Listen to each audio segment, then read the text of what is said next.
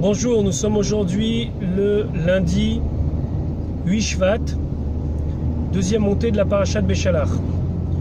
Donc l'Égypte, et je souligne bien l'Égypte au singulier, s'apprête à rattraper les Bnei Israël pour les ramener en Égypte. À leur tête le pharaon avec 600 cavaliers. Les Bnei Israël sont un petit peu en panique. Que faire? Le Midrash nous dit qu'il y a eu 4 réactions. Il y en a qui ont dit il faut qu'on aille lutter contre les Égyptiens. D'autres qui ont dit il faut qu'on se suicide dans la mer. D'autres ont dit on retourne en Égypte. D'autres ont dit on va prier.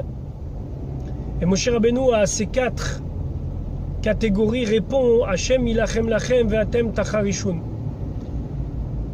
Hachem va lutter pour vous et vous restez silencieux.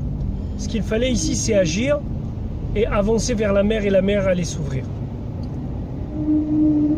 Dans les mots qui nous décrivent la manière dont les Égyptiens ont poursuivi les Bnei Israël, on parle de Mitzrayim au singulier. Veine Mitzrayim nosea acharem. Voilà l'Égypte qui va après eux. Rashi explique pourquoi au singulier, on aurait dû dire Veine à Mitzrim, les Égyptiens.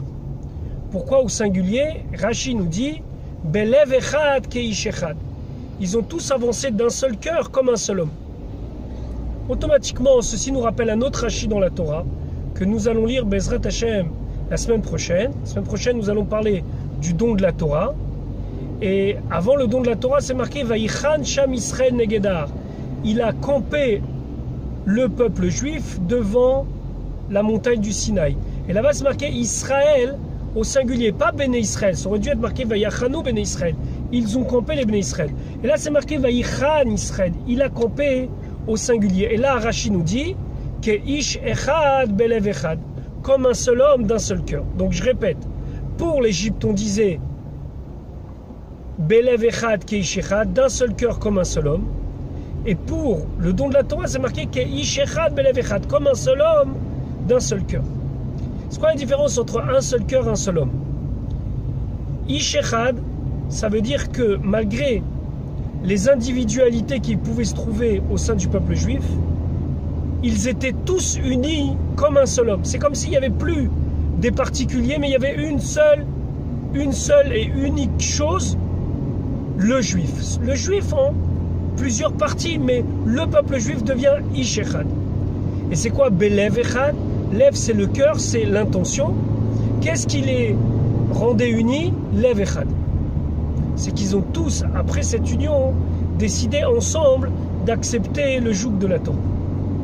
Reprenons chez les Égyptiens. Chez les Égyptiens, c'est marqué Belev Echad Keish Echad.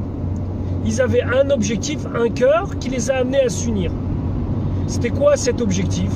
Le seul objectif que les Égyptiens ils avaient, c'était la haine du juif, la jalousie des Bnei Israël.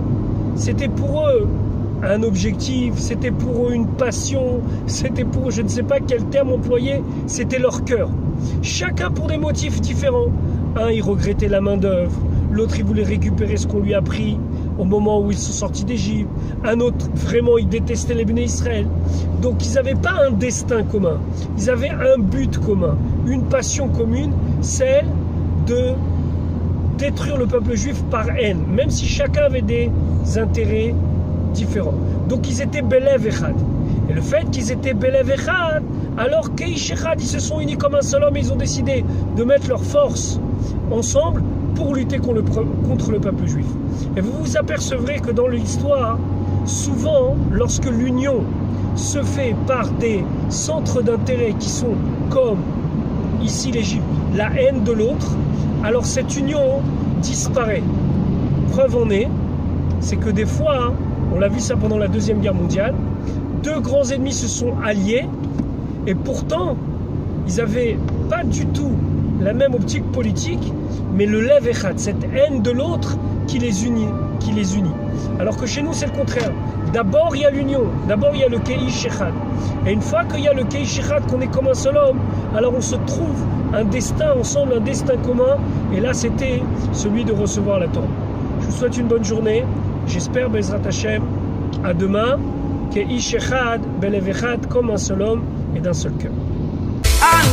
אני מאמין באמונה שלמה, בביאת המשיח אני